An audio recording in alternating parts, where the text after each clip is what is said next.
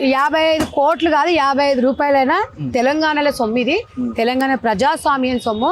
కష్టపడి తెలంగాణలో ట్యాక్సీలు కడితే ట్యాక్సీల రూపకంగా వచ్చిన డబ్బుని ఈ డ్రామారావు కల్వకుంట్ల ఫ్యామిలీ చిత్తశుద్ధి లేకుండా ఇష్టానుసారంగా కర్త క్రియా కర్మ అనే నేని అనే విధంగా సింగిల్ సంతకంతో అధికారంలో మళ్ళీ వస్తామన్న ఉద్దేశంతో నేను చెప్పిన కదా అధికారం శాశ్వతం అనుకున్నారు వాళ్ళు.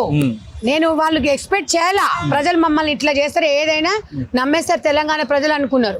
కానీ ప్రజలు కర్రగాల్చి వాత పెడితే ఎక్కడున్నారో పరిస్థితి తెలుసుకో.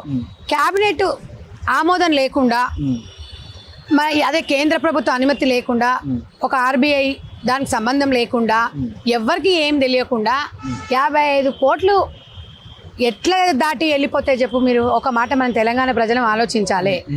మీరే చెప్పిండ్రు ఇచ్చినామని చెప్తున్నారు, తర్వాత తీసుకున్నామన్నారు, తర్వాత వాళ్ళు మాకు పార్టీ ఫండ్ ఇచ్చిరన్నారు, తర్వాత ఇట్లని కోర్టు ఏసీపీ దగ్గరికి పోయేసి